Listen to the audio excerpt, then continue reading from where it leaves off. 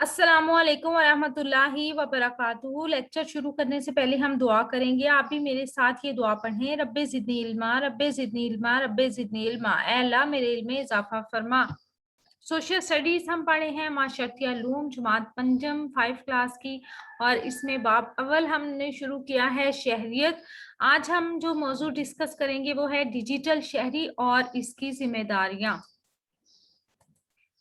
हमारी वीडियो पसंद आ रही है तो लाइक शेयर करके हमारे चैनल को सब्सक्राइब कर लें ताकि आने वाली वीडियोस आपको वक्त पर मिल सकें। सफ़ा नंबर 4 अपनी किताब का खोलें। आज हम पढ़ेंगे डिजिटल शहरी और इनकी जिम्मेदारियां। ऐसा शहरी जो समाजी और शहरी सरगर्मियों में हिस्सा लेने के लिए इंटरनेट और दीगर डिजिटल टेक्नोलॉजी के जराए मसलन फेसबुक, व्हाट्सएप, इंस्टाग्राम और ट्विटर वगैरह का मौसर इस्तेमाल करता है, डिजिटल शहरी कहलाता है। डिजिटल शहरी की जिम्मेदारी है कि वो अपने और दूसरों की हिफाजत के लिए अखलाकी असूलों का खास ख्याल रखे। और देखते हैं कि डिजिटल शहरी की जिम्मेदारियों के बारे में क्या जानते हैं हम। ठीक है, तमाम इंटरनेट डिजिटल शहरी की जो रिस्पॉन्सिबिलिटीज हैं या जिस बातों का उसे ख्याल रखना चाहिए उनका हम जायजा लेने लगे हैं। तमाम इंटरनेट साइट्स के असूल और कवानीन की पाबंदी करें, दूसरों के हकूक और इनकी राय का एहतराम करें, बगैर इजाजत लोगों की जाती मालूमात, तस्वीर या काम के इस्तेमाल का इश्तराक से गुरेज करें।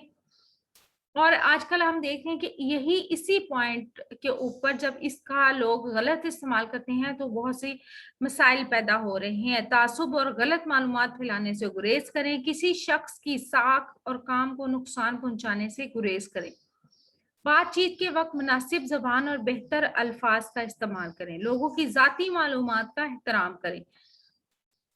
ठीक है, ये हमारी एज अ डिजिटल शहरी सबकी रिस्पॉन्सिबिलिटी है कि हम इनका ख्याल रखें ताकि मुआशरे में बिगाड़ पैदा ना हो और एक दूसरे के खिलाफ हमारे अंदर नफरत ना फैले।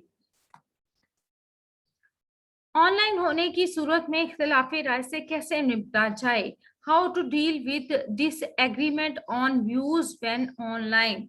ऑनलाइन होते हुए इख्तिलाफी राय से निपटने के चंद असूल दर्ज झैल हैं।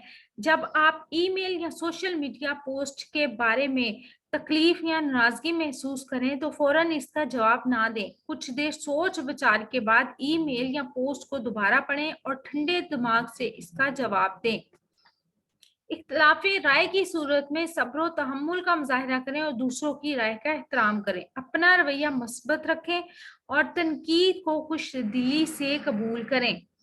इल्जाम तराशी से गुरेज करें। बातचीत के वक्त मुनासिब जबान और बेहतर अल्फाज का इस्तेमाल करें। दलाइल से अपनी बात वाज़िया करें। ठीक है, इन सब बातों का हमें ख्याल रखना चाहिए ताकि हम जो एकदम से जज्बाती होकर रिएक्ट कर जाते हैं वो हम ना करें और अच्छे अंदाज में कोई भी जो मसला है उसे डील करने की कोशिश करें। हमारी वीडियो पसंद आई है तो लाइक शेयर करके कमेंट करके बताएं कि आप मजीद कौन से टॉपिक पर वीडियो देखना चाहते हैं। इसके साथ ही आप हमारे चैनल को सब्सक्राइब कर दें ताकि आपको आने वाली वीडियो वक्त पर मिल सके। अल्लाह ताला मुझे और आपको नेकी की राहों पर चलने की तौफीक अता फरमाए। अपना और अपने प्यारों का रखिएगा बहुत सा ख्याल और इसके साथ ही मुझे दीजिएगा इजाजत। रब रखा, अल्लाह ब्लेस यू। और इसके साथ ही जाने से पहले आपने एक काम और करना है, वो ये करना है कि अपनी सेहत का रखना है ढेर सारा ख्याल। अल्लाह हाफिज।